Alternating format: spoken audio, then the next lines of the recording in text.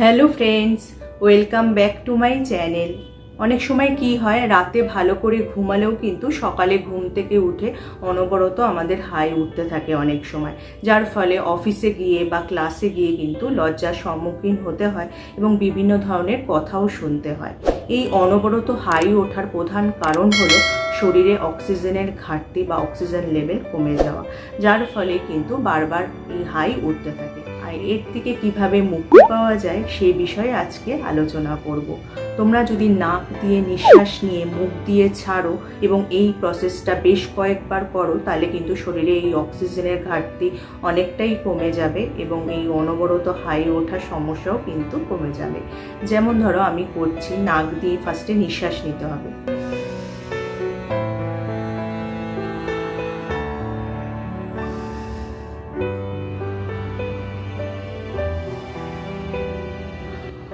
এরকম যদি তোমরা বেশ কয়েকবার করো, তাহলে কিন্তু তোমাদের শরীরে অক্সিজেনের যে লেভেল সেটা স্বাভাবিক হবে এবং যার ফলে কিন্তু অনবরত হাই ওঠাও কমে যাবে।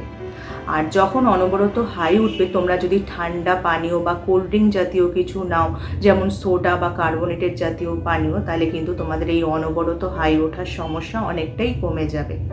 আর একটা উপায় বলবো, তোমরা যদি এই সময় ঠান্ডা খাবার, মিষ্টি বা ঠান্ডা ফল খাও, যার ফলে কিন্তু তোমাদের রক্তে শর্করার পরিমাণ বেড়ে যাবে, ক্লান্তি দূর হবে এবং এই অনবরত হাই ওঠার সমস্যাও কিন্তু অনেকটা কমে যেতে পারে।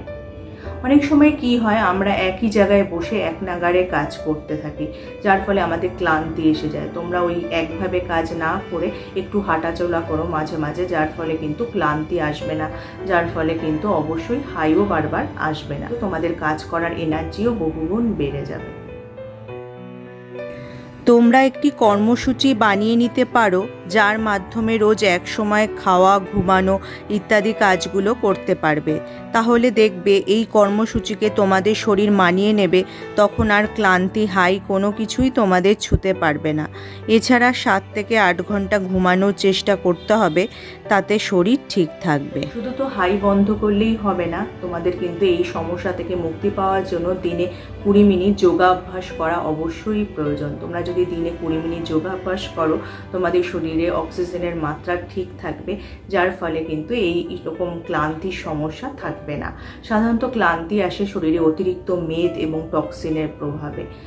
আর প্রচুর পরিমাণে তোমাদের শাকসবজি আর ফল খেতে হবে, যার ফলে কিন্তু ক্লান্তিও দূর হবে এবং অযথা এই হাই ওঠার সমস্যা থেকেও তোমরা মুক্তি পাবে।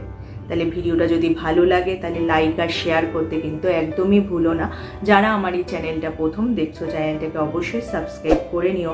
তার পাশে যে বেল আইকনটা আছে ওটা প্রেস করে অন করে দিও, যার ফলে যখনই আমি ভিডিও আপলোড করব নোটিফিকেশান তোমাদের কাছে চলে যাবে। তাহলে টাটা, আবার দেখা হবে আগামী পর্বে।